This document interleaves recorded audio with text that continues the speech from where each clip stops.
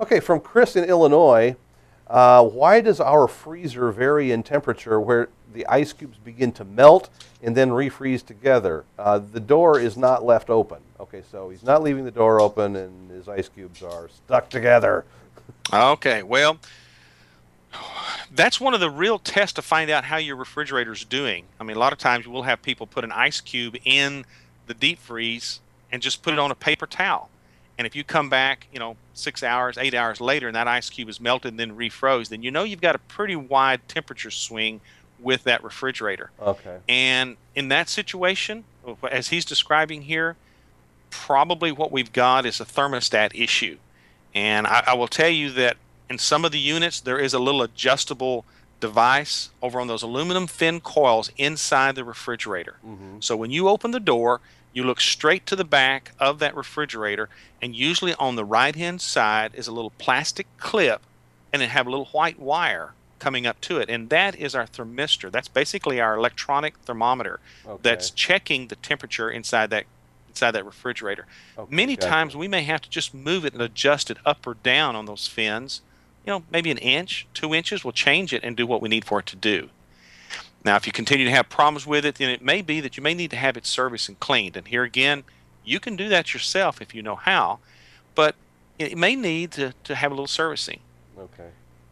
Now, if I may say one other thing, and most people don't understand about the RV type refrigerators, we have to remember that for every minute that refrigerator door is open, it takes that refrigerator 1 hour for it to recover. So a lot of times I always encourage folks that, if you're going to be at a place to where, you're going to have access to where you want to be able to gain access to your beverages and things like that, have you an ice chest. So that way you can keep that refrigerator door closed. Because I've seen situations where people think, well, I'm really not getting into that refrigerator that much. But if you begin to count how many people have come up, opened the refrigerator door, taken a drink, and closed it, so it's taken that refrigerator a little while to recover from that warm blast of air that's come into that refrigerator box. Now, a lot of refrigerators operate both either 12 volt or on propane, correct? And or on house current. There's some variations, but does this recovery time apply regardless of the power source, so to speak? Yes, it does. Yes, it does. Most refrigerators that are being manufactured in today's RVs are going to operate off of the 110 volts, which is your house power, that you pull from a pedestal or from a generator, or they run off of propane. Now, we do have a third feature, and they're typically on, like you were talking about a while ago, about your slide-in campers that go in the back of your pickup, maybe some of your pop-up trailers. They will have a 12-volt heating element. The only problem is it takes so much energy at 12 volts in order to do the conversion to get that refrigerator cold. That's why that you've seen most of the manufacturers have gone to what we call a two-way type of refrigerator, right? Propane and 110 volts. Okay, good. And you were also commenting earlier, I think before the show, about the importance of getting the recalls done. Is that where if there's getting the recall kit for some of the refrigerators today? Dave, do we have up on the screen to where we can show them the numbers to get a hold of Right, Norcold yeah, we do. or We have Dometic? for both Norcold and Thetford, there's a website, thetford.com. 800 number is 800-767-9101. And then Dometic has a website here as well, www.dometic.com/recall. Right, right. And the reason why we wanted to make sure we pointed that out to everyone is that there's still a lot of refrigerators out there that folks have not had a recall kit put on it. And for safety reasons, all you have to do is to go to this website, whether it be for Norcold or for the Dometic folks, and give them the serial number and the model number. You can key it in with your computer, and it'll pop up and tell you if your unit's one of those that's under the warranty. Okay. And where you find that information, where you find your model and serial number is that when you open the refrigerator door, look on either the left-hand side or the right-hand side, and there's a label that will tell you what model number, what brand it is, whether it's, like I said, Norcold or Dometic, and it'll tell you what serial number. And you just need that information. Go in there and key it in, and it'll pop up and tell you if yours is one of those that's covered by that recall notice. And this is important from a safety standpoint, obviously. Most definitely, most definitely. The overheating or the flame. Does it have to do with the propane or the electrical or electric powered or is it where is the problem coming from that this is dealing with? Where we're seeing the majority of the failure is that right around the burner tube. That's the device that the generator is being heated by. Somewhere in there, there may be a failure, maybe things overheat, and there's a structural failure in the boiler.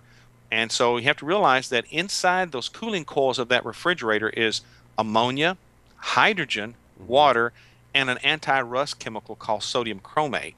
And so if that boiler develops a crack, it's going to allow those chemicals to come out. And we all know that hydrogen is a fuel source, and if it's exposed to flame, it will light off. Okay. And So what they do is they put this recall kit on it, so it actually will shut the refrigerator down if it gets up into that danger zone temperature. So that way we keep that stress on that boiler from happening. So it's just really important to follow up on. Most definitely. The last thing you need is a fire and all that. So anyway. Yes. Well, I think we're about to wrap up here. We have had questions that we've asked the professor, and we have covered, we have covered an awful lot of great stuff here today, Terry, I think.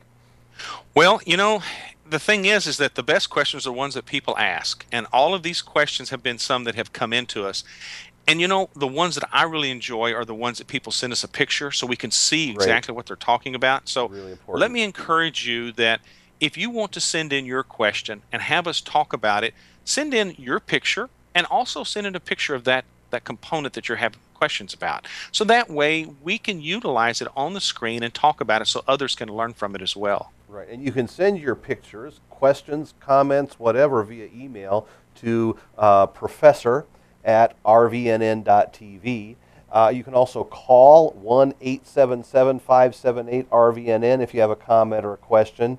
Again, the pictures are really important, so we may turn around and ask you for a picture, but if you have a comment on the show, certainly give us a call. You call 877-578-RVNN and use extension 708, and that'll take you right to the RV Professor's voicemail box.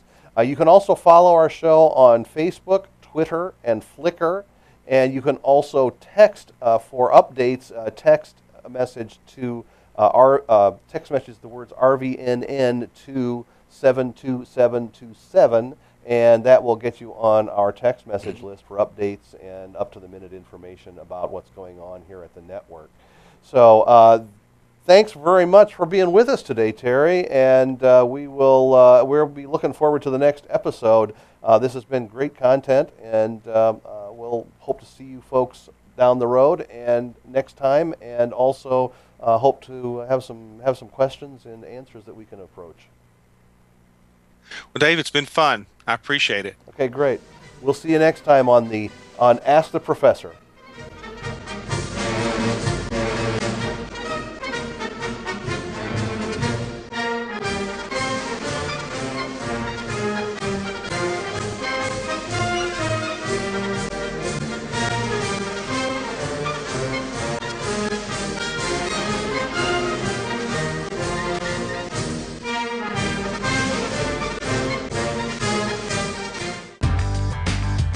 For more TV like this from the world of RVs, head to RVNN.tv.